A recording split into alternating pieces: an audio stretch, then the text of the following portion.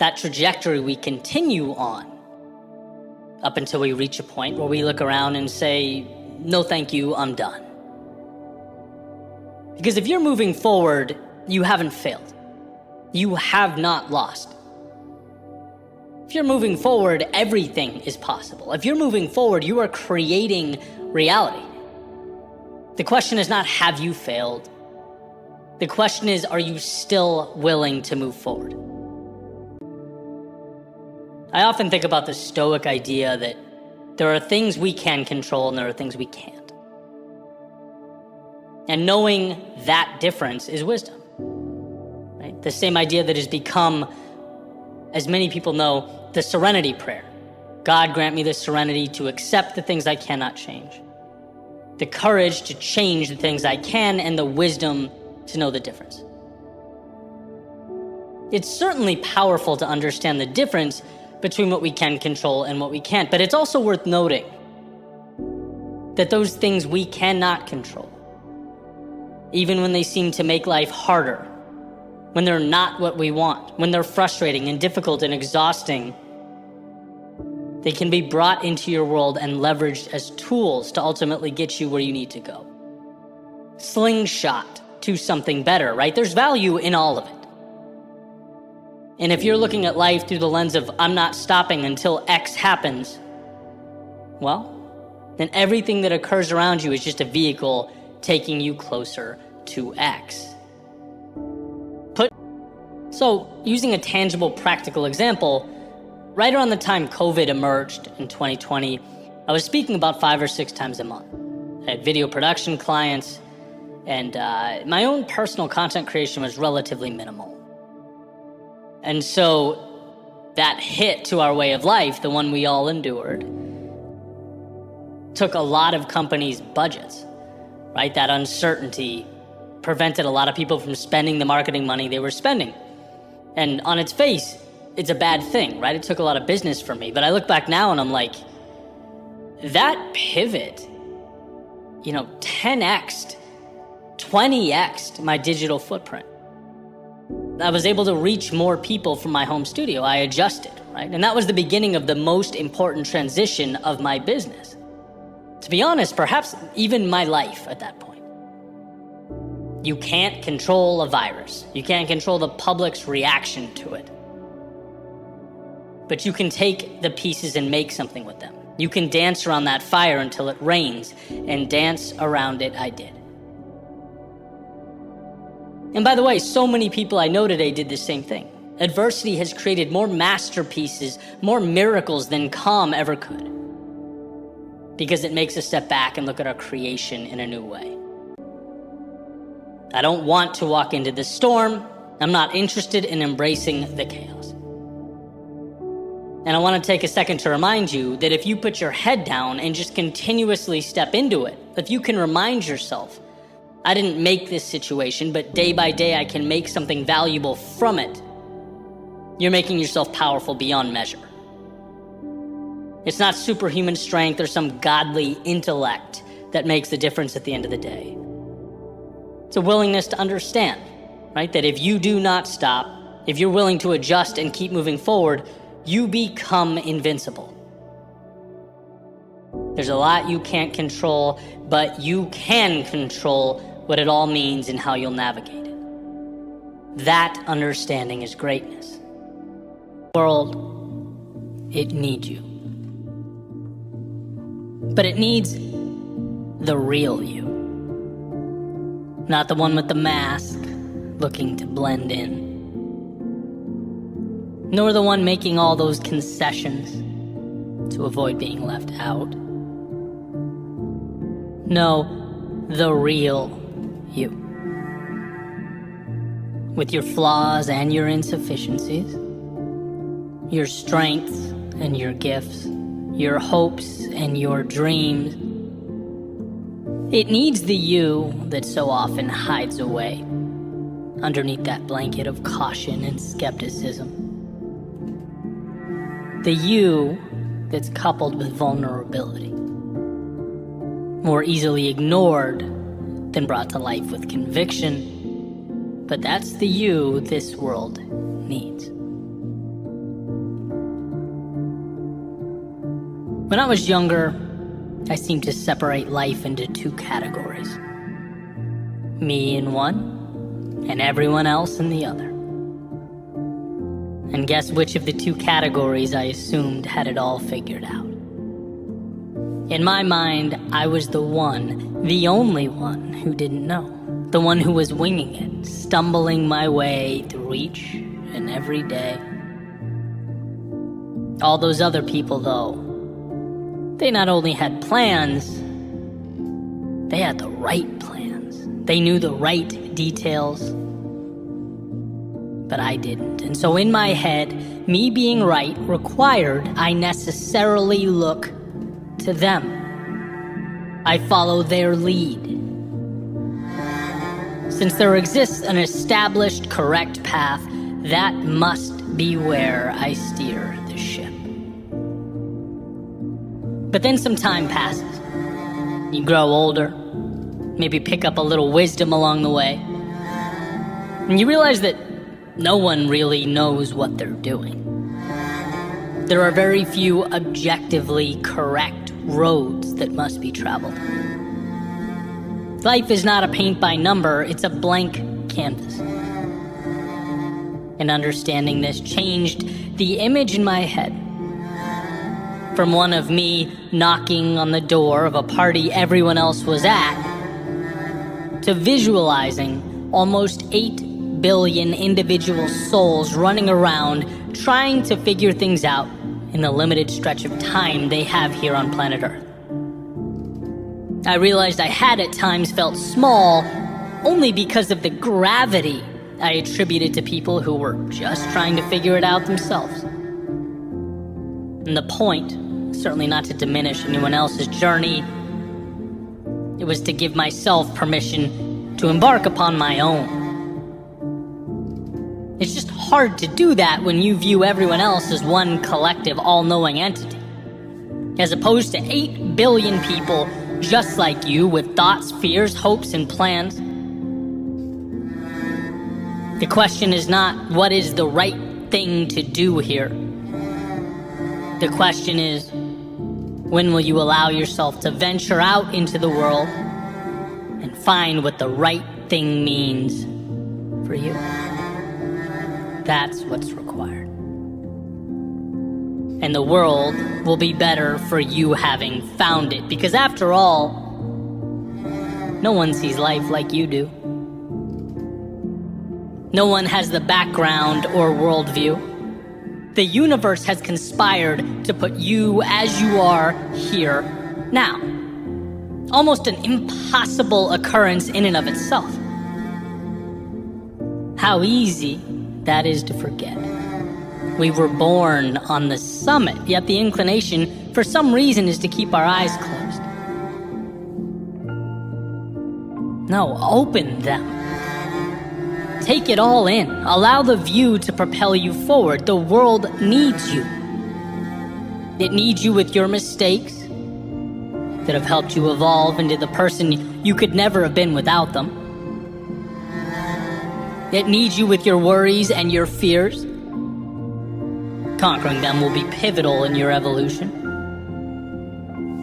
It needs you with your flaws and blemishes.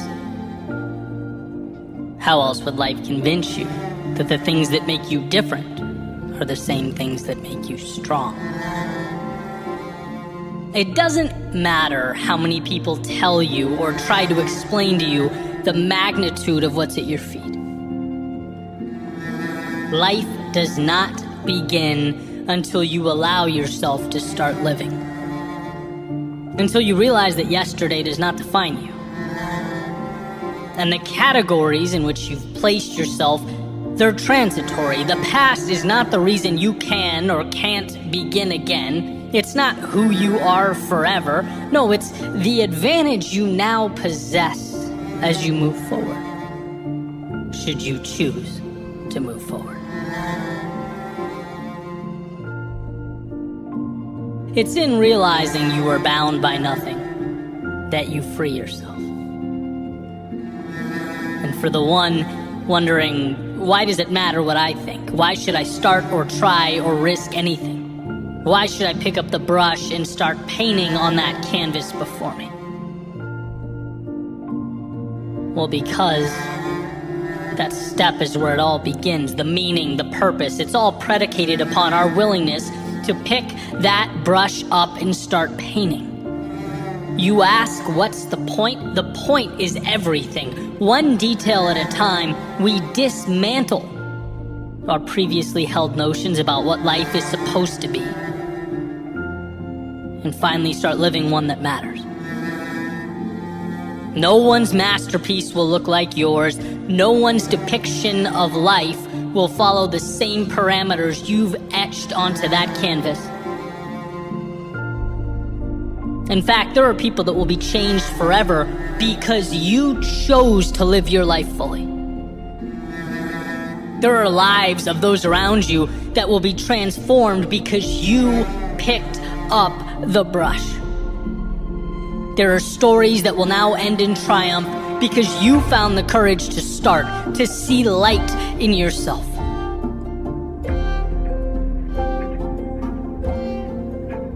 You being fulfilled and the world being better off, they're not two different things. When you live a life true to yourself, when you let go of the have-tos and step into the get-tos, the world experiences the luxury of the beauty that comes next. When you fill your cup up first, you're able to then replenish those around you. That's not nothing. So who are you? Beneath the characterizations, beneath the roles you've taken on, beneath what you feel you're supposed to be, all that. Who are you, and will you give life to that person? Will you be that courageous? After all, that's what life is. It's not a game of right and wrong so much as it's a game of courage. The ones willing to take the leap end up worlds away from where they began. So my ask of you is that you begin tearing down those walls created in your head. The ones that accumulated over days and months and years. The ones that box you in or keep you out, that suggest you are anything other than that 1 in 400 trillion miracle, ready to embark upon the ride of a lifetime. And sure, it means shedding the comfort of obscurity, the safety of projection. Looking yourself in the mirror and saying, I am worth it, and there's more out there, means without question you are taking off the training wheels, dancing with vulnerability. But it also means when that time comes, you look back on how you lived your days, you can say, I truly lived. You can say that the world needed me, and I had the courage to heed its call.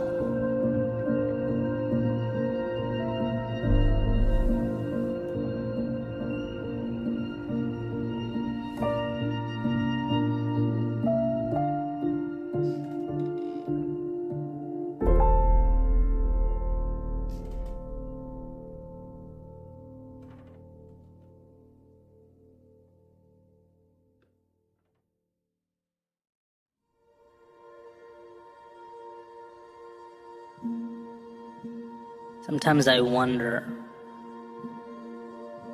why. Why does this season of life feel like it's one undesirable outcome after another? What happened to the law of averages? When is the win? Where is the light at the end of the tunnel? Why would I continue going in this direction when it feels like that spot on the horizon I've been chasing has eluded me? Why? Why are my results not aligning with my output? It's hard to wake up and do this. It takes all of me to give this much. Sometimes I wonder, where is the delayed gratification everyone speaks of? Where's the fruit of my labor, the arm on my shoulder that says this is why it was all worth it? Why hasn't the payoff shown itself? Why? And why does it seem like every curveball materializes at the worst possible time? Why won't my body cooperate now when I need it most? Why does my mind play with the worst case scenarios? Why does an already challenging path have to be more difficult than it is now? How many ways do I have to feel pain? Why does discomfort follow me around? Why won't life let me shake this? Why? Well, maybe, just maybe, it's to show you how strong you are, what you can endure. Because deep down in your soul, you know you are the 1%. Because if you can push through this, you can push through anything. And I don't know why life gives us its lessons when it does. Why the world seems to stack it on when we're at our most vulnerable. When the ground beneath us is most unstable. But if you can find the courage to step back and see this for what it is, if you can hold on to the idea that this is happening for you, you'll come out of this a different person. You don't need to perform a miracle when you're at your lowest. No, the courage, the power, the strength is in showing up. You need to continue forward. Let go of the week, the month, the year. Sometimes we are tasked with pushing through the moment, the hour, surviving the day. And sometimes there is nothing more courageous than that, nothing more powerful than seeing what it turns into down the road when we look over our shoulders and are grateful we never stopped. So yes, this season might seem like a non-stop barrage of obstacles and misfortune. Why? Perhaps because it's life allowing you to plant your seed now, so that when spring comes around, you are provided something you've never had before. You arrive at that spot in the horizon you've been aiming at. And yes, the results might not feel like they're aligning with your output. Why? Perhaps because when the compounding reaches that magical point, that point of statistical significance, and the desirable things happen then as quickly as the difficult ones do now, it'll all make sense. You'll appreciate it, value it, and be equipped to handle it.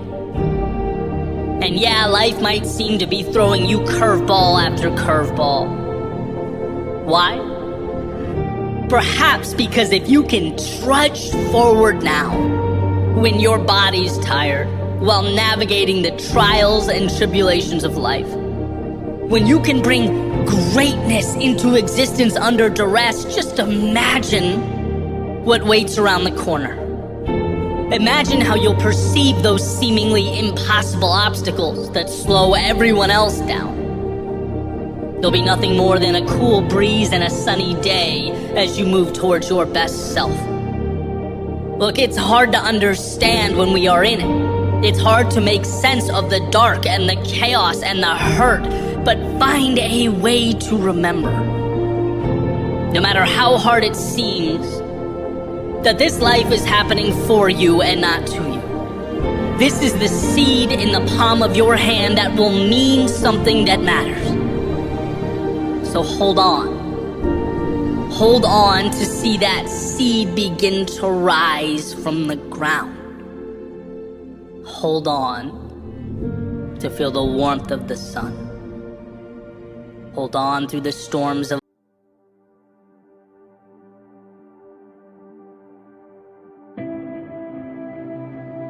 There's something to the idea or act of stepping out of the limelight to work on yourself. To quote-unquote disappear for a particular period of time so that with a laser-like focus, you're able to build and develop the skills that will make you great at what it is you want to do. In a sense, we're not created out in the world as much as we're created by what we do behind the scenes. The thousands of hours spent dedicating ourselves to a craft. Right? We enhance our value and capability by doing the often monotonous, unglamorous things day in and day out. And those results out in the world are merely a reflection of that work.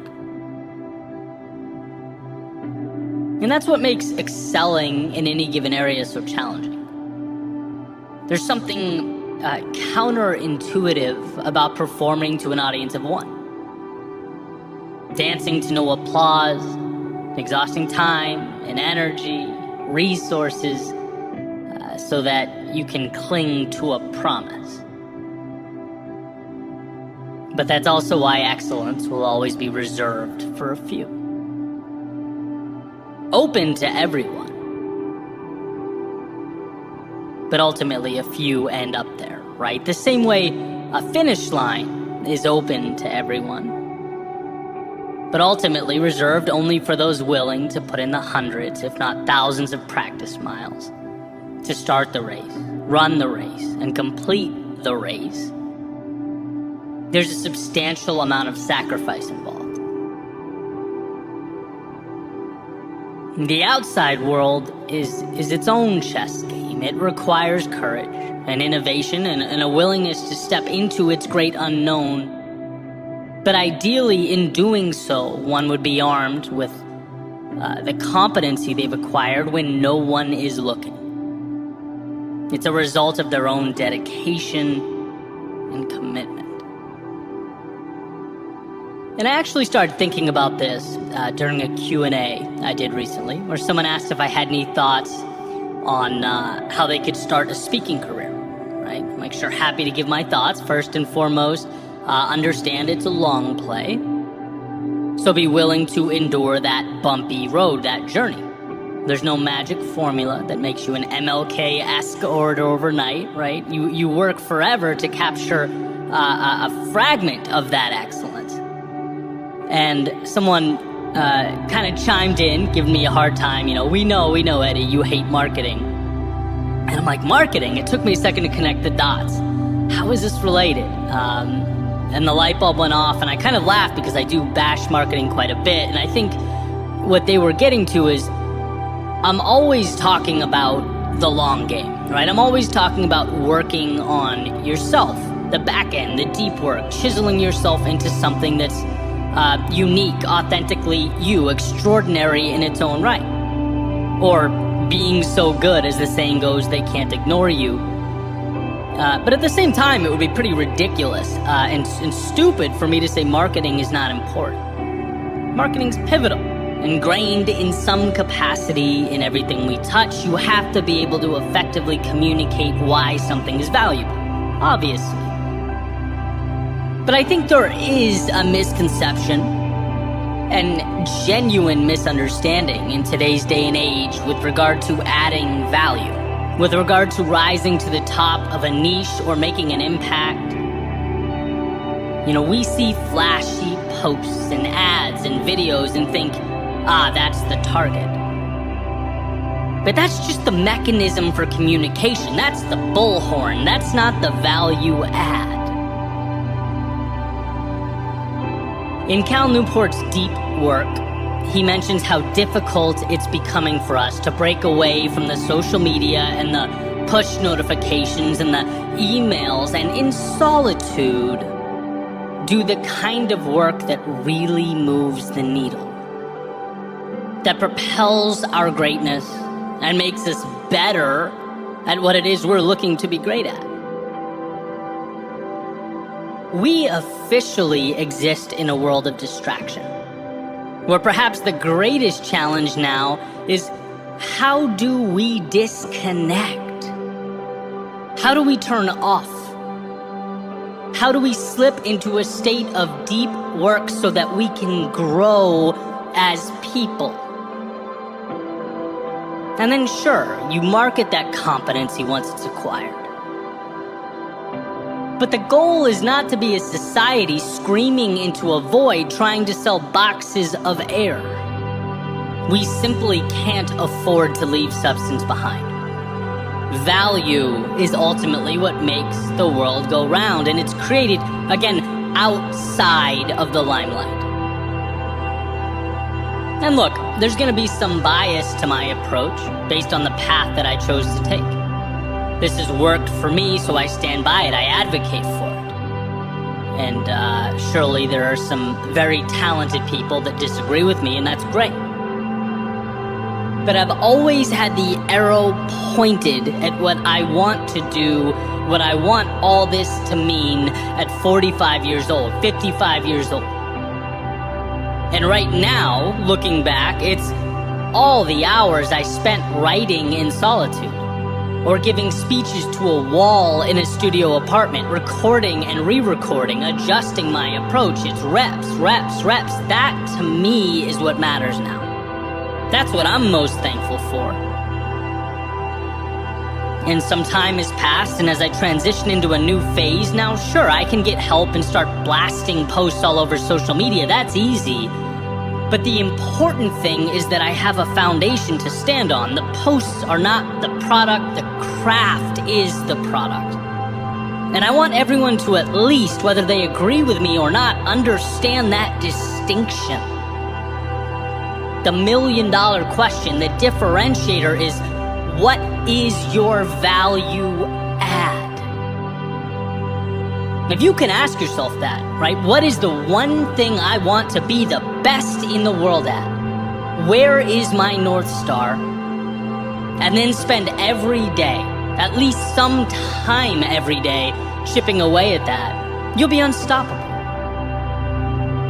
But truly chipping away.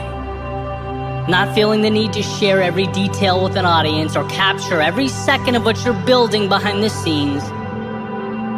No, turn the cameras off, breathe, focus. Be private for at least a portion of your day. I think you'll find in that space this beautiful opportunity to reflect and build and step into an evolved version of yourself. Don't be scared to disappear and come back better equipped. Don't be hesitant to go work on yourself. If you're talking substantive impact, true value add, it's always the people willing to put in the hours, to do the things that most people are not willing to do, target, identify the areas that make the difference, and then hammer those repeatedly. And look, I get it. You have to, in a lot of cases, give up some of the now in order to reach an ambitious goal in the future. It's a trade-off. It's hard. But life is about trade-offs. And maybe this message isn't for everyone. But if you're listening to this and you want to achieve some semblance of excellence in a given area, it's inescapable. It means falling in love with a pursuit that's time-intensive. It means showing up and putting in the hours, often for little short-term validation. It means solitude, because getting better is more important than attention. One of my favorite quotes is, "Confidence is earned." Well, you earn that confidence by showing up and committing to the things that truly matter, that make you stronger. Sometimes we must step back to leap forward, disappear as we are in order to reappear as we wish to be. Real work happens when no one is around you. Can you trust yourself enough to bet on that process? Believe in that road, in that journey? If yes, you'll position yourself for opportunities and experiences that exceed your wildest imagination.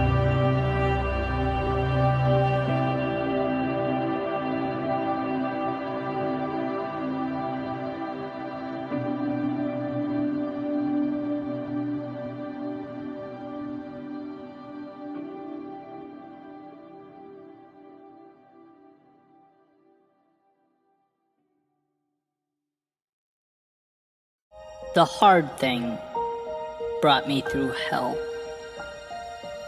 but also to that which exists on the other side. The hard thing prompted me to question and doubt, but also provided the pieces I used to build my confidence little by little. It made me ask the tough questions, the ones maybe I didn't want to hear the answer to, but also gave me the power to transform those answers I didn't like. The hard thing meant forfeiting being the expert in my world in exchange for the role of student in a foreign arena. Gave me new ladders to climb, new possibilities to reach for. It showed that true growth requires a willingness to be the beginner. It took some people out of my arms, my circle, my work, and in some cases my life altogether, but always seemed to open the door to those souls better aligned, those conducive to the journey and the process. Let's remember what the hard thing is. Beyond the pain, because we all know it does bring that. Beyond the challenges, because there are certainly many. Beyond all that exists the hope and the change and the promise. Robert Frost says the best way out is always through. Through because it's the chaos, the haze, the darkness of night that shapes us. It's in being broken that we learn to rebuild our world with the pieces, and perhaps most importantly, we learn that such a rebuilding process is possible to begin with, that the now is not mandatory or permanent. The hard thing, as it turns out, is nothing more than a transaction. Turbulence for the view above the clouds, fear in the moment for confidence in the future. It's learning that although life sometimes appears to paint a picture of conformity and helplessness, there's always a path leading to the very place we need to go. It just asks we find the courage to walk it. Churchill has said, the pessimist sees difficulty in every opportunity. The optimist sees opportunity in every difficulty. And this beautiful message rings true. Because from the difficulty is the advantage. And sure, our first instinct is to see the problem. Our eyes tend to initially fixate on that which is unfortunate. But beyond that is where we get the most incredible things life provides, as if one is removing the shell or outer layer in order to get to the nutrients in the center, the ingredients required for growth, the pieces necessary to experience life at its fullest. And so we must be reminded that those opportunities, they're not rare, they're not reserved for everyone but you. They just tend to disguise themselves as the things we're most inclined to disregard or walk by. But if one finds the courage to move into them, through them, if one can see the difficulty not as a deterrent but as a bargain, they'll be given everything on the other side. Reality is not changed with a magic wand or the granting of a wish.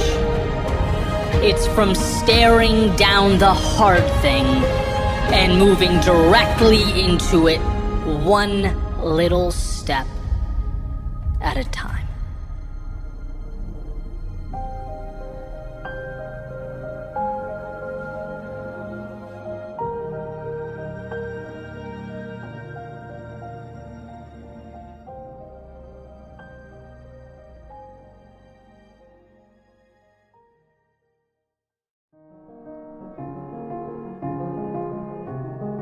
Remove the lifelines. Eliminate plans B, C, and D. Let the curtains close and the lights dim.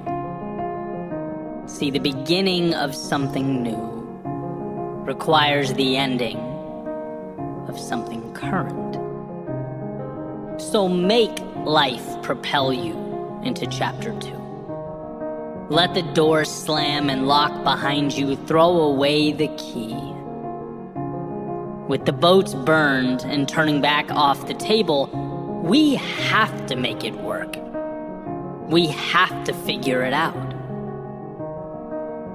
Well, how, we might ask, with only these pieces, with only this circumstance, with only these resources?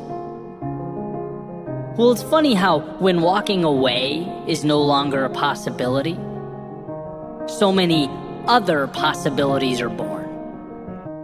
When we're stuck between the wall and our demons, we roll up our sleeves and do that which we have been, let's face it, running from.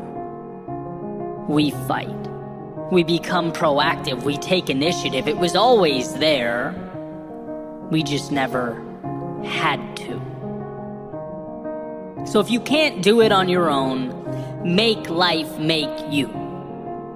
Because the bottom line is there are new horizons that await your arrival. They are always there. But they require you to make the trip. To look out over the vastness of what's before you and convince yourself that what's ahead can become your new normal. And oh, how I wish we weren't biologically preconditioned to preserve, to stay safe, to stay the same. How I wish we weren't constantly being pulled to stay right where we are. Our minds, they love it here. With the rest of the world, the change, the hope, the progress, all on the other side of that window. All outside, all foreign to us. You don't need any of that, it'll tell you. Or maybe, after you conjure up a little courage, it might compromise. It might say, fine, it's worth a try, put one foot out the door, but don't forget you can always come back to me. You can always retreat.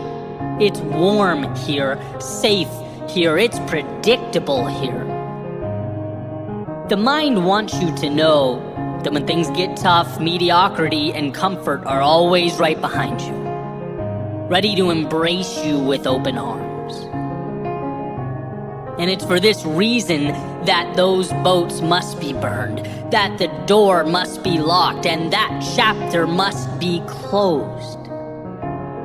The journey before you, it's going to be difficult. There's no question about that. Anything of value brings difficulty. And when faced with the adversity, the only way to defeat it is to know there is only one way. One option available to you, and that one option is forward. It's through. There is no backwards or compromise. There is no safety. Not if you want from life that which is extraordinary. Not if you want the things we covet, dream of. Whether they're interpersonal, financial, career-oriented, health-related, maybe you just know in your soul that right now ain't it. Any move to something better will present to you its obstacles. And my advice, if it's what you really want, is to have decided before you started that there is no other way. There's no negotiating with yourself. Because if you allow that door to be cracked, life will kick it open. So point the compass north and dismiss any notion that what's comfortable is more important than what's meaningful. When you're cold, nothing is more appealing than that warmth. But warmth is deception, a short-term ploy for you to forget what really matters. An illusion. See, cold subsides, but victory is forever. Knowing that you pushed forward when most wouldn't is forever. Transforming potential into strength when your knees shook is forever. So burn the boats. For no other reason that there is no way forward so long as there remains a way back. Make life make you win. And where most would look around and see evidence of defeat, you'll find again and again in the same quote-unquote evidence the tools to build ladders to new beginnings and bridges to new worlds. There's a saying that I love, that most of life's successful people were too ignorant of the odds to know their accomplishments were considered at one point impossible. And I love it because it highlights that there was never a fallback option, a concern for the statistics. There was no worry or exhausted energy on what if. Rather, it was constant building and adjusting, finding ways over, through, and around the walls that inevitably stand before us. There was no way home, so they pushed forward into their greatness. And so can you, whatever shape, form, or color greatness looks like in your eyes, whatever mountaintop appeals to you, if you want it, if you're willing to decide before you go that you will one day stand amongst the clouds, peering out at that world you deemed wasn't against you, but for you, anything is possible.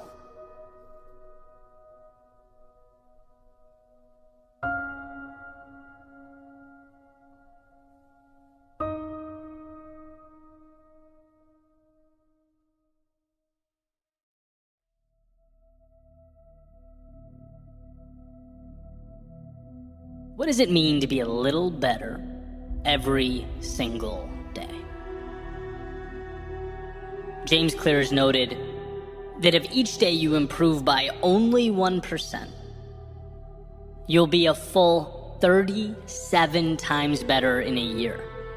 That's an almost unfathomable number. Unbelievable transformation. Imagine being 37 times better at what it is you're looking to improve on.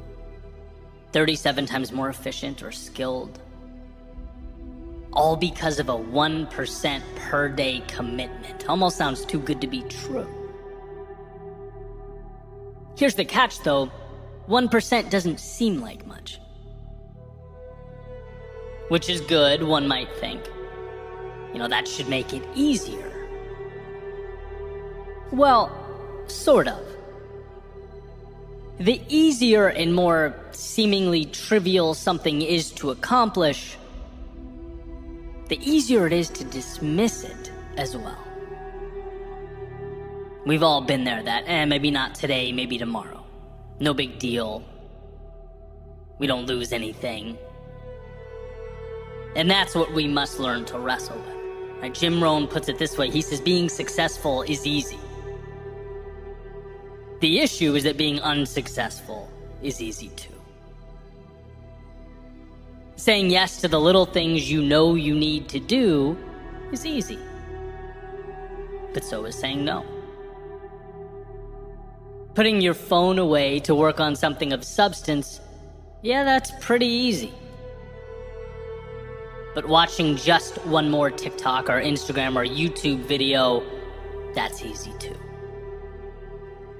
Putting your shoes on, going for a walk or run, heading to the gym. Hey, procedurally, pretty easy. Not that complex. But talking yourself into just going tomorrow instead, also a rationalization that's pretty easy. And that's essentially the question. Which easy are you going to go with? How do you put yourself in position to select the right easy? Well, like so many things, it starts with the worldview and flows out to the tangible actions we take in support of that worldview. First things first. We have to know that the biggest advantage available is seeing the small things as so much more than small things. It's refusing to fall victim to the disappointment and burnout associated with hoping for one huge jump, a miracle solution, the answer that will change everything. That's deceiving. Winning looks small and consistent. Progress is boring. It's mundane. It looks like deciding on what matters and then making a pact with yourself every day to keep your own promises. When most would fall off or push things to tomorrow, it's seeing your commitment as everything. Knowing that the people who manufacture significance in their lives, they treat what others would call silly and trivial as life and death. They make the details into the whole storyline. So yeah, it might be easy for someone else to walk away. But when you have given yourself no other option but to succeed, the little steps to make it happen requires zero thought or internal deliberation. The person who gets into shape over the course of 6 months, they're not going to be the one who found a secret diet, bought a piece of equipment on Amazon. They didn't do the necessary thing here and there when they had their fleeting moments of inspiration. No, they made better, consistent decisions. No to the soda, yes to the water, no to the alarm, yes to the run, no to the Netflix, and yes to the gym. Both options were easy in the moments in which they arose. But each time only one option mattered. And that's what it's about. Tying the prolonged gratification to something that means the world to you, where each step is not just a step, but one step closer to the moon. So no, it's certainly not that a can of Coke or dessert or the day off will kill you. But flip the narrative. It's that when you do stay true to your mission and the promises you make to yourself, you get something so much more back. It's not, oh, what will I lose by skipping this 1%? No, in a world where excellence compounds, it's look what I am becoming. And this decision is an investment too good to pass up. And every decision to move forward, to embrace the things that align with your true north, is a nod. And that means delivering on the promises we make to ourselves. It means showing up when we tell ourselves we're going to show up. It means putting ourselves in an environment conducive to growth. There's an old metaphor from Wayne Dyer about an orange, where he essentially says that it doesn't matter what you do to an orange. It doesn't matter how hard you squeeze it, or how many you have, or how you manipulate it. Grapefruit juice will never come out of an orange. Right? Only orange juice can be emitted, and similarly, we can never give or contribute what we do not have inside ourselves. We can't expect our lives to look like anything other than a culmination of the tiny actions, steps, and decisions we make on a daily basis. The external world is a product of the internal world. And the internal world is not realized until we learn to rule over ourselves and our lives with conviction. You can break this down in many different ways. Right? Jocko Willink says discipline equals freedom. John Maxwell talks about a leadership lid, where success levels can never exceed leadership capability. And sure, it applies to teams, but it also applies to self-leadership. Are you searching for and committing to the little hinges in your life that, as W. Clement Stone says, swing big doors, that make the difference? Are you taking responsibility for your shortcomings like leaders do? Are you learning to trust yourself? Are you seeing past the trap of perfection and committing to progress? Are you taking the little things seriously? Because at the end of the day, all things are comprised of little things and only little things. The bottom line is that we master nothing until we master ourselves. Trust ourselves. The bottom line is that we win when we lead ourselves. Hold ourselves accountable for the little things that matter, even when it hurts or we're tired. Even though no one's going to come up and reprimand us for falling short. Right? There are often no visible consequences when we let ourselves down, so let's manufacture that urgency.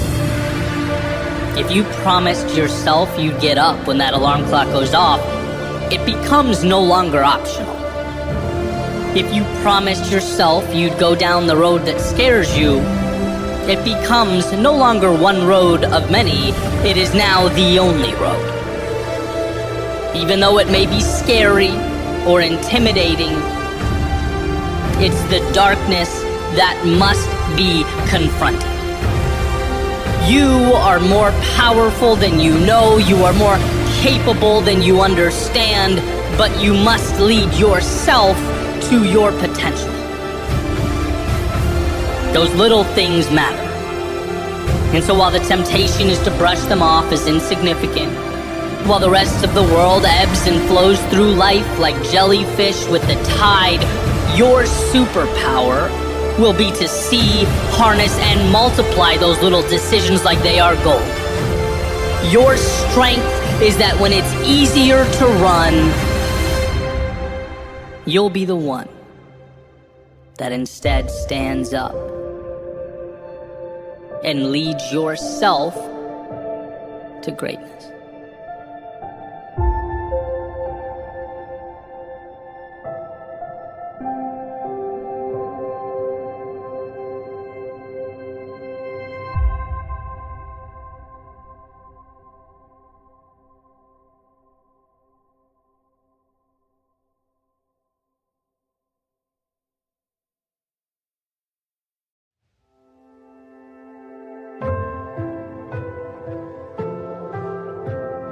Don't think so much.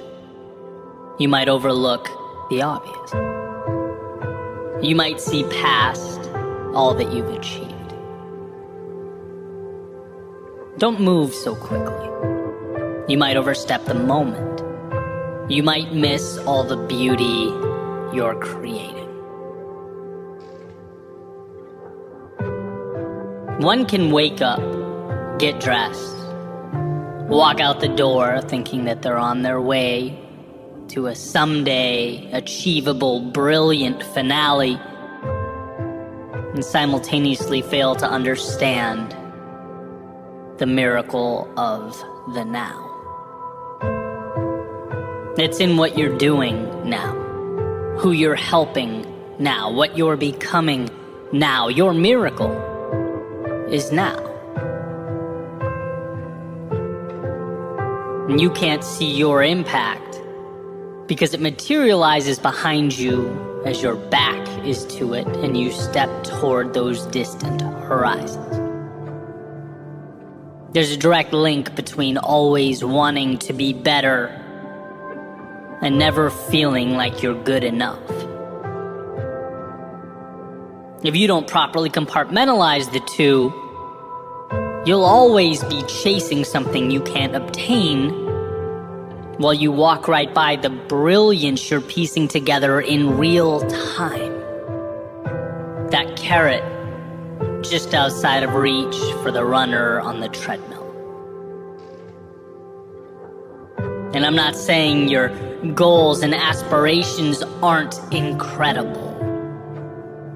I'm not saying you aren't one in a million. I'm not saying you won't shock, change, add unparalleled value to the world. No, that's most certainly possible. But I'm saying you're doing that now, too. Like, right now. You're not on a trajectory to someday be one in a million. You are one in a million on a trajectory to live life fully, to further expand, explore, as you should.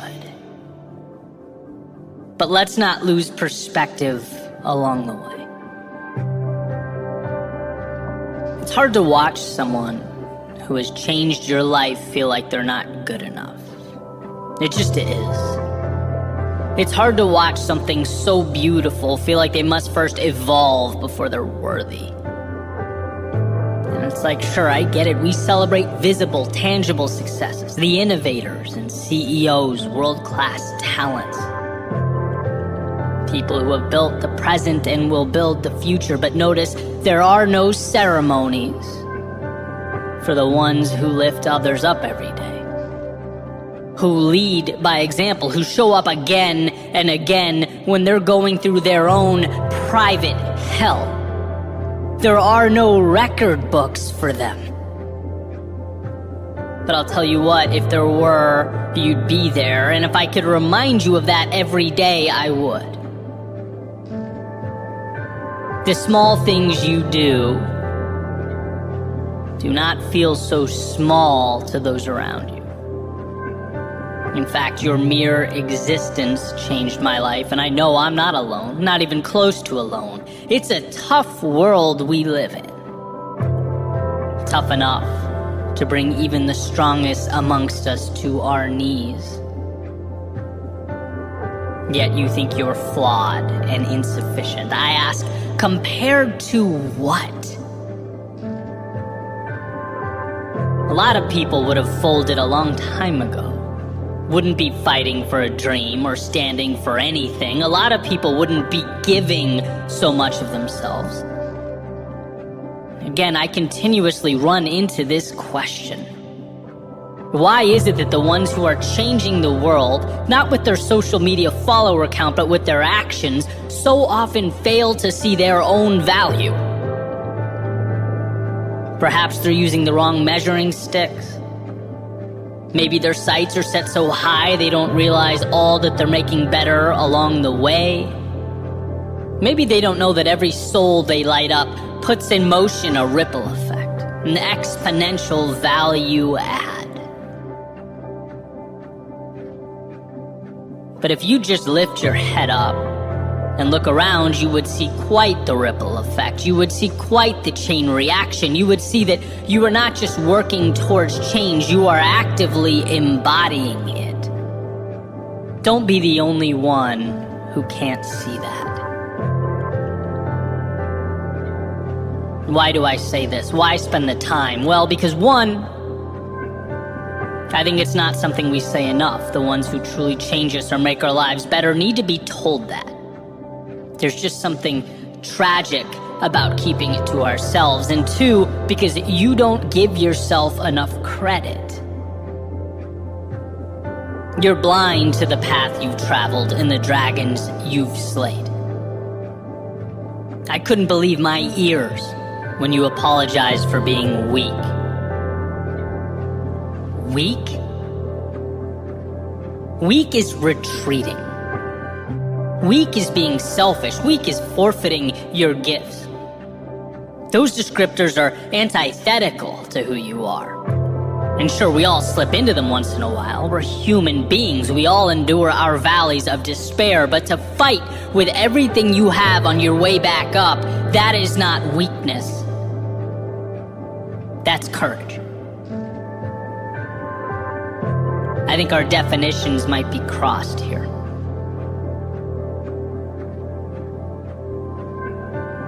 See, I'm a firm believer that absolutely we have to be our own greatest critics, no doubt.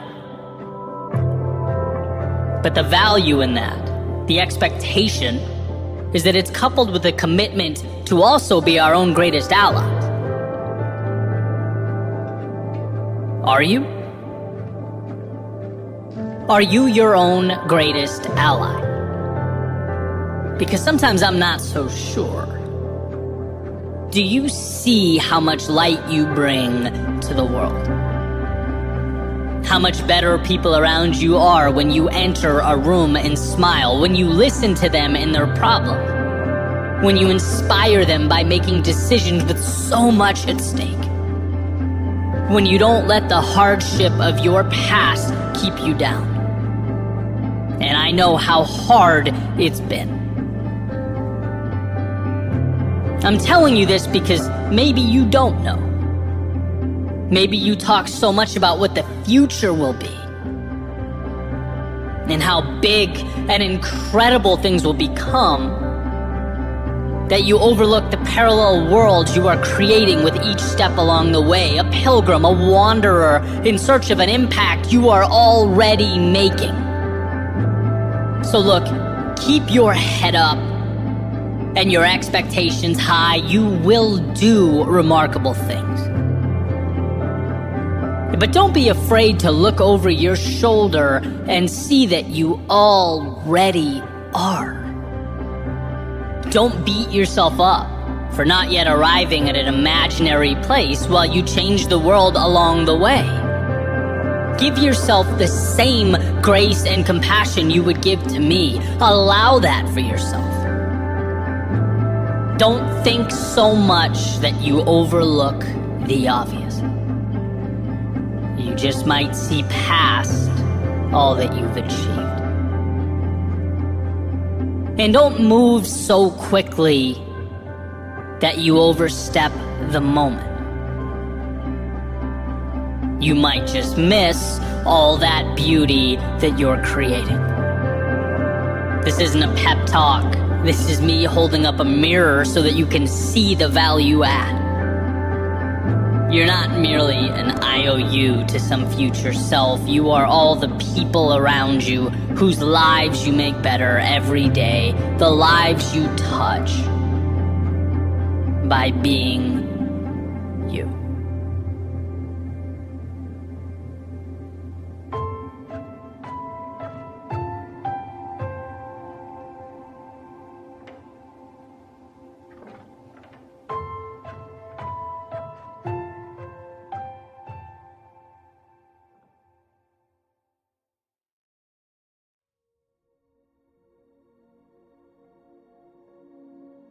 There's an old idea that once you've started, you're halfway there.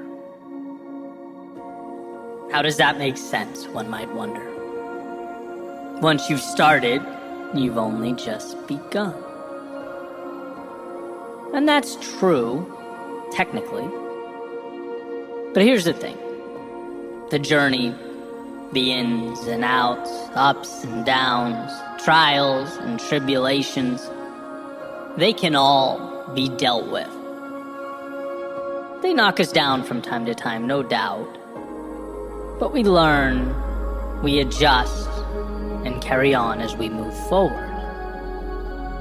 Most success stories, they're crushed, not because of that adversity along the way, but because they never begin.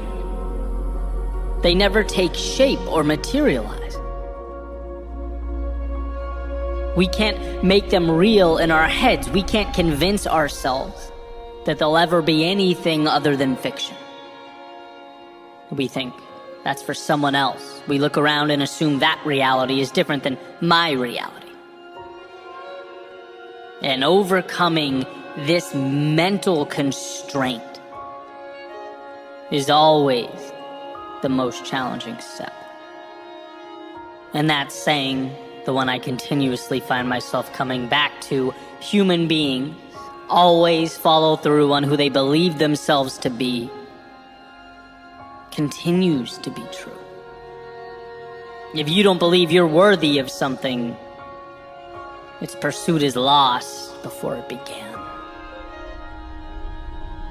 So while the mind tries to paint pictures of how scary that road is ahead, how it's too different or big or complex, understand that should you move forward, you'll find all that complexity can be broken down, one day, one situation, one little step at a time.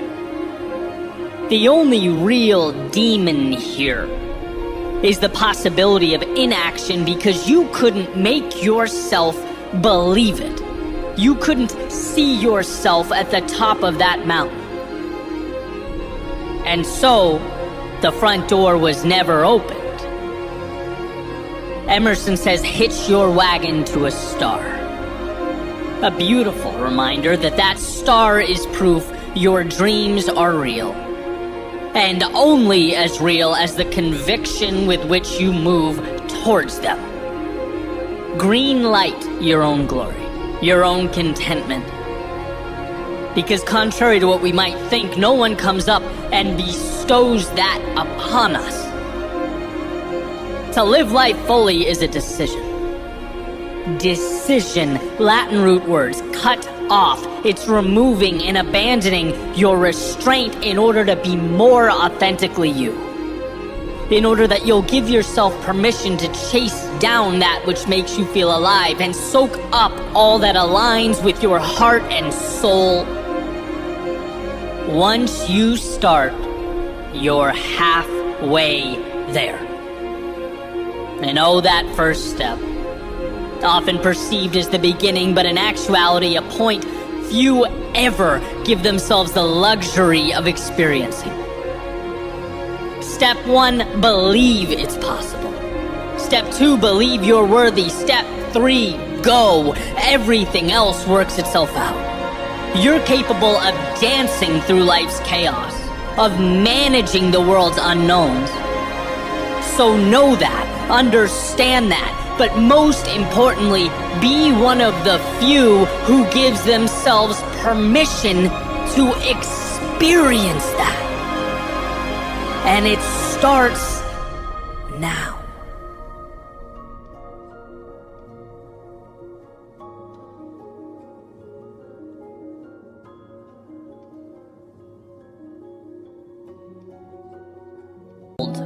As they were drawn up.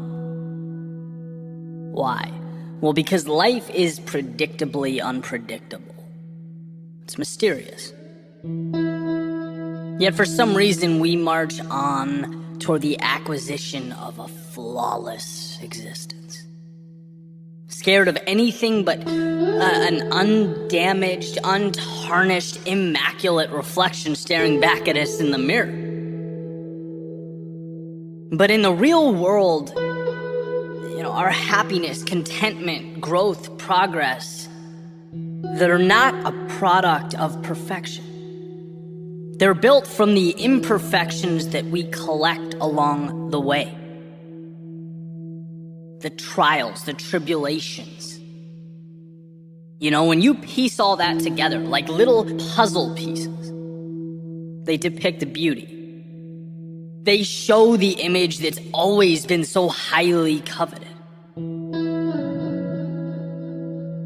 In other words, the process of rebuilding creates something more valuable than the same pieces before they were broken down, when they were untouched. In Japanese philosophy, there's a concept known as kintsugi, which is the art of repairing broken pottery with a golden lacquer. It's the idea that we don't want to hide the damage, but we want to rebuild it into something more meaningful, more valuable. Embrace the imperfect, own and cherish it. There's an old story about a tea master known as Rikyu. And he was attending a Japanese tea ceremony with one of his followers, and the follower tries to impress Rikyu by buying this fancy clay jar and making it visible during the meeting. But Rikyu never, once acknowledges it. The praise never comes. So the student, obviously upset by the lack of recognition, he pushes the jar off the counter. It falls to the floor. It breaks into a bunch of pieces. And another student ultimately repairs it using kintsugi. Right, puts the pieces back together with a gold lacquer. And next time Rikyu attends the tea ceremony as a guest of honor, he sees the jar rebuilt and says, now it's beautiful. Now it has character. He acknowledges its value. And this story reminds us about the myth of perfection. Right? Life's not about dodging and avoiding the difficulty. It's about facing it head on. Because when we come out on the other side, we transform into something that was previously unobtainable and rise to a world beyond imagination. See, we change not by running around life's obstacles, but by running directly through them. Like a muscle being repeatedly broken down and built back up, the pain, the exhausted energy is the vehicle. The micro creates the macro. The difficult becomes the exceptional. We need the very things we're inclined to avoid. Our shortcomings, they not only precede and establish our greatness, they are our greatness.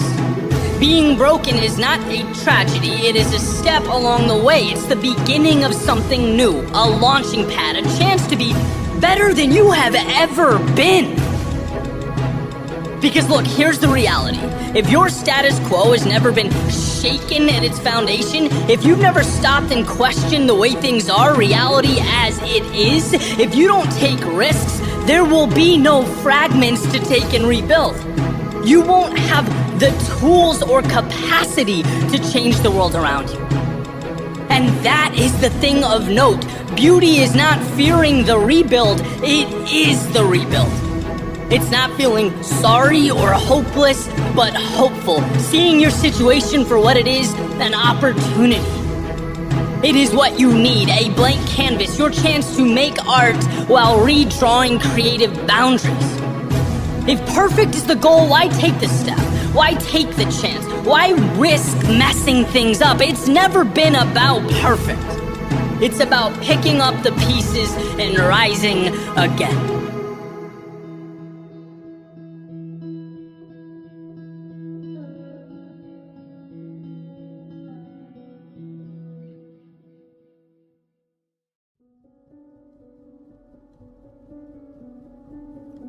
We are, in some ways, helpless to what occurs around us. There are things that are beyond our control. But the gift we possess, our power, if you will, is the ability to determine what we let in, how we internalize the externalities. We are responsible for being the gatekeepers of our minds, protectors of our worlds. There's a little saying that I aim to live by. It's incredibly simple. Basically, the idea is, if something is not a net positive on your life, start working to eliminate it. If there's a person that is draining, creating more negative than positive, then they don't deserve to be in your world. Stop letting them in. If there's some place you're going that doesn't align with what you value, start working to eliminate that destination from your day to day. Stop letting it in. If you find yourself constantly thinking about worst case scenarios, it's always, well, what if this goes wrong or that goes wrong? If you find yourself missing the opportunity and instead spotlighting the problem, start working to identify and isolate those thoughts so that they can be eliminated. Stop letting that stuff in. The great part about having so much control over our lives and our perspectives is that we get to choose what gets our time and attention. The tough part, though, and it is tough, is that it means we also have to ask ourselves questions that perhaps we don't want to ask. We have to be honest with ourselves. Like truly honest, and the reality is sometimes it hurts to do that. To ask, how am I contributing to this pain, this struggle? What am I letting in that needs to be kept outside the gate from now on? And what we often find is that the answers are there. The opportunity is there, sometimes even in plain view. But our attention is often diverted from it and instead allocated to the things that don't even serve us or align with who we are. We've habitualized finding the problems and not the solutions. And I can list examples of this over the course of my life all day, right? Epiphanies where I realized I needed to defend the thoughts that enter my mind and better cultivate a world where I can succeed, where I can be happy. Money, for example, the switch from seeing it as a scarce resource, something that everyone's fighting over, how to outmaneuver the guy to the right of me, how to get my hands on this elusive object. Nope. Block that mentality at the gate and let in instead the idea that money is merely an exchange of value. How can I be more valuable to more people? Where value goes, wealth follows.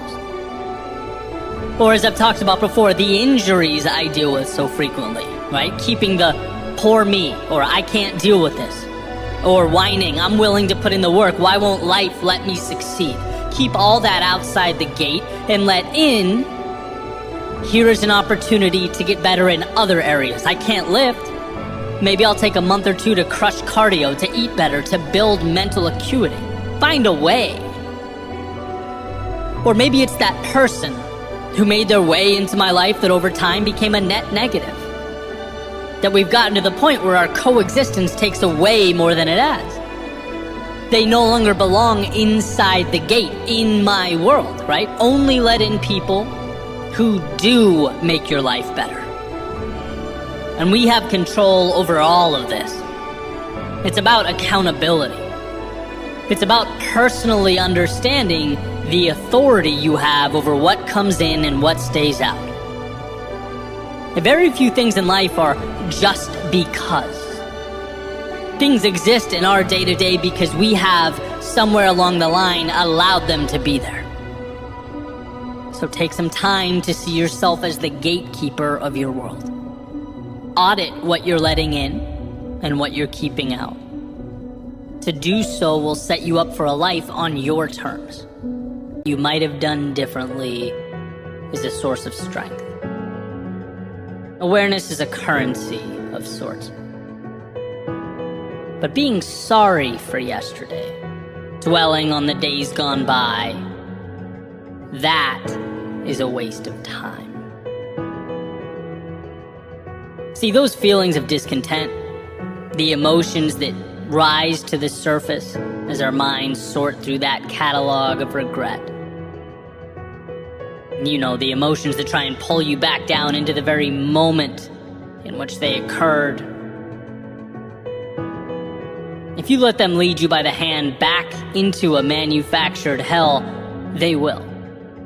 And down you will go, reliving an expired pain that you can neither prevent nor do anything about.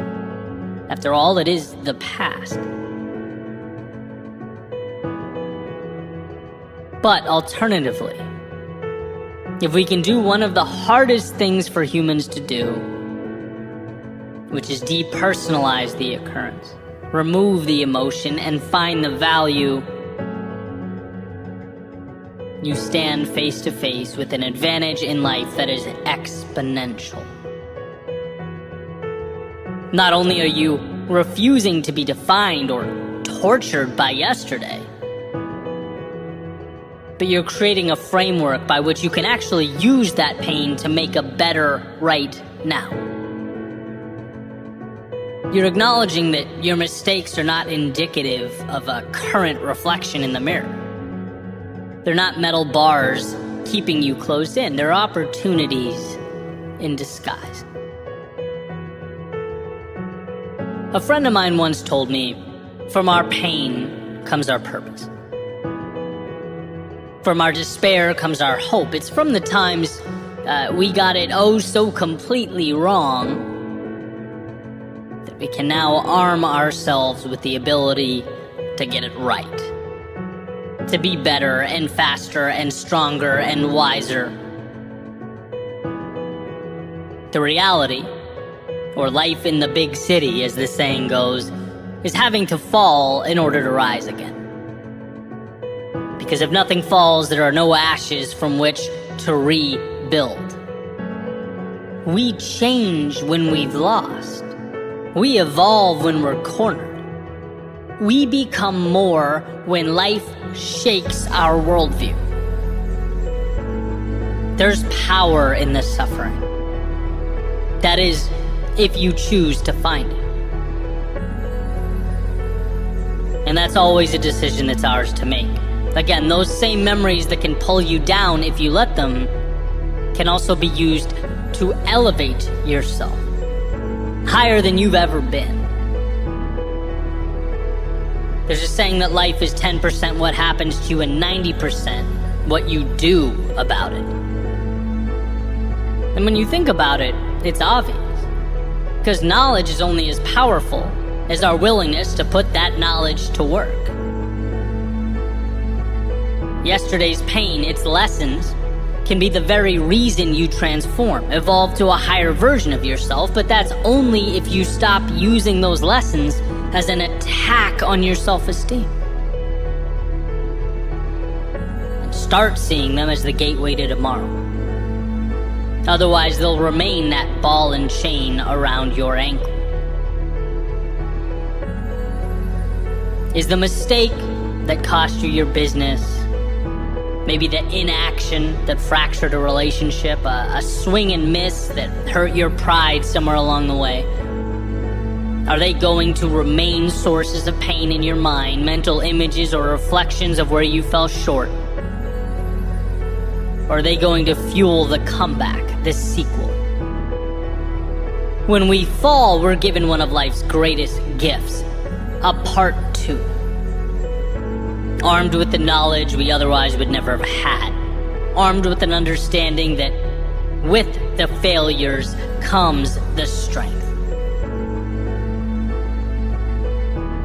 As I've grown, I've placed more and more emphasis on thinking. How do I perceive myself? Because when that slips, life is never too far behind. But when you capture and maintain a healthy perspective, things seem to improve along with it. Not because thinking makes it so, but because how we think prompts how we act, and how we act changes our lives. It's that simple. So the question, okay, that happened. Now what does it mean to you will always be crucial. What are you going to do about it now will always be imperative. And if you look, you'll find that opportunity everywhere. I was thinking recently about all the books I've read, all the podcasts I consume, and there are a ton, right? But how valuable is that information if I don't act? How much could any of it mean if it's consumed and then forgotten? A memory with an image and a title. I'd be better off reading one good book a year, listening to one podcast, and injecting that wisdom into my life immediately, acting on it. Using it to manufacture momentum, right? If the acting is more important than the knowing, why have I not placed greater emphasis on the action? Like 90% more emphasis. And I think that's a question we should all be asking.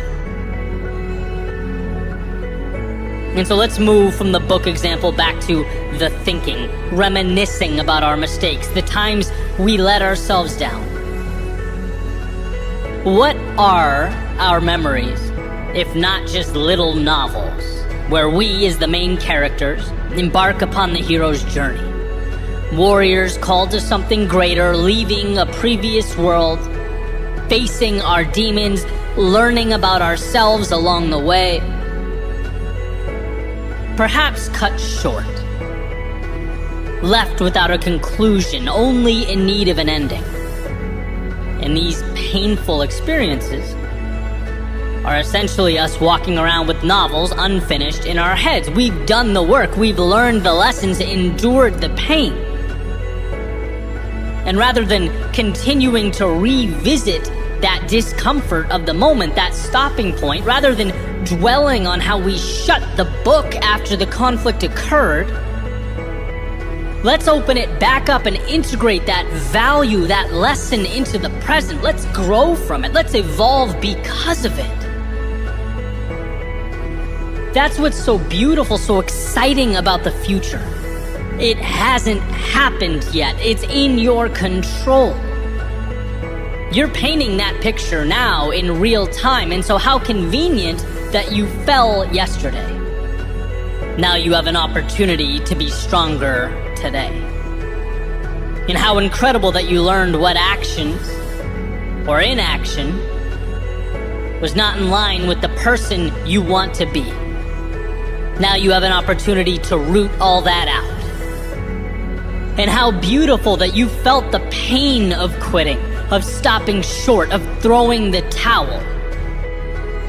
Now, as you push forward into that great unknown, you have a reminder, a benchmark to compare with the difficulty of the present moment. You can silence the voice in your head begging you to slow down because you now know what the alternative looks like. To put it simply, you are not the same person you were yesterday. Specifically because of what you've been through, you have those mistakes to thank for the meaningful road you will travel. And let that be the expectation.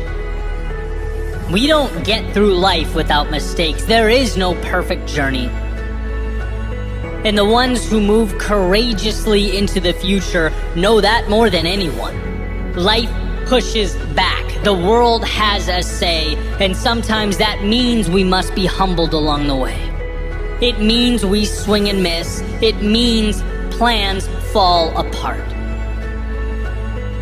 But you will prevail.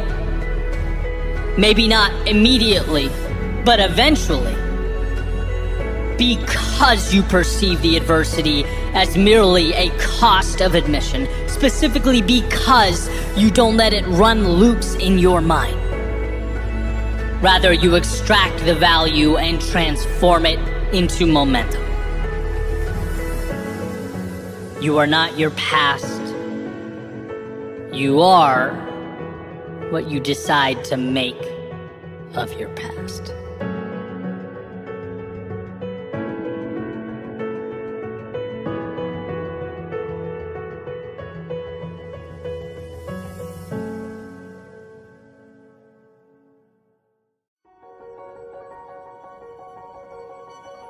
Standing on that ledge, staring out at what we know we need to do, at the moment we least want to do it, well, that's where the future is shaped.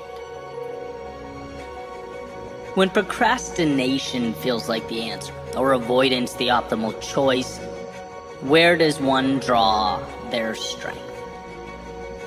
They say routine is a powerful tool in this fight, and I believe that. When something becomes habit or part of the process, instilled in the day-to-day, there's just simply less room for negotiation. We show up with our eyes on the prize. But here's the thing, we are human. There's simply going to be days when the world pushes back. Life is a game of complexity. It's unpredictable. You want to talk about the good days? Fine. It's easy to show up when we're feeling good. And thankfully, those days outnumber the others, right? Creating the bulk of our consistency, 10,000 hours. But not all of them. I mean, life is about momentum. Myself, after coming off a pretty terrible weekend, for a variety of reasons, I found myself on that ledge again. When the alternative route made itself known, where it felt mighty tempting to call it off, take a break, where my worldview had come into question, I had to ask myself, who are you? Really? It's easy to rationalize walking away in these moments. In his book, The War of Art, Stephen Pressfield says, our job in life is not to shape ourselves into some ideal we imagine we ought to be, but to find out who we already are and become it. Well, who would have known how much goes into that process of becoming? How committed we have to be to the road before us, and not only when it's sunny, but when the skies are dark and gray. And how if we allow ourselves in those difficult moments to say, sometimes it's okay to wave the white flag, it's okay to walk away, then you leave the door cracked to make that same decision at any other point in time. Right? Quitting, conceding can very easily become a habit. And a habit we want to avoid at all cost. Right? I have this little rule that no matter what, I can never leave dishes in the sink overnight. Never. I treat this, arbitrary little promise to myself like it's life or death. Which, again, random, but hear me out. It's half practical, half symbolic.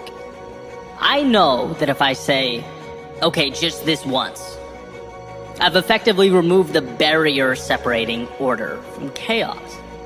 If it's okay just this once, then it's okay 1,000 times.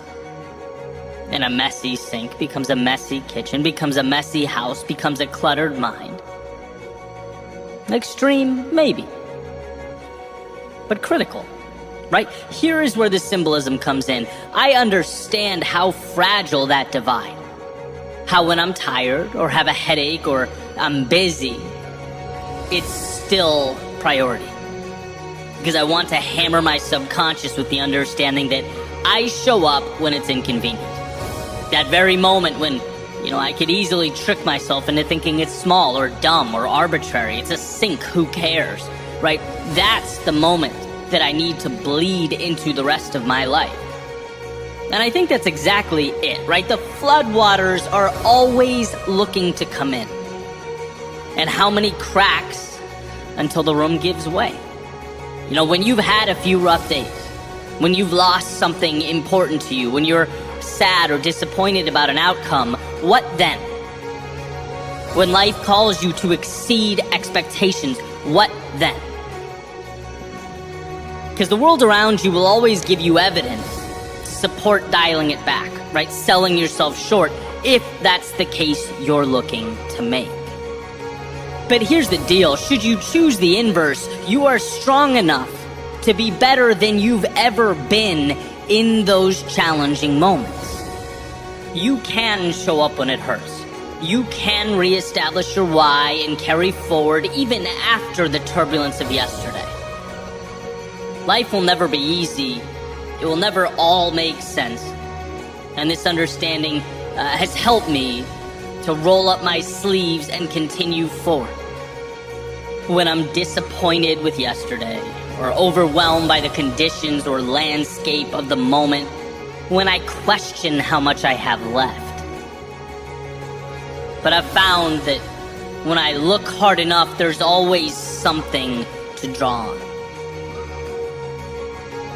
And that's the message of note. That's what we must show ourselves. When you're on that ledge, this can be where you're at your best. This is where you get to uncover just how deep-rooted your greatness is. This is where you set the standard and the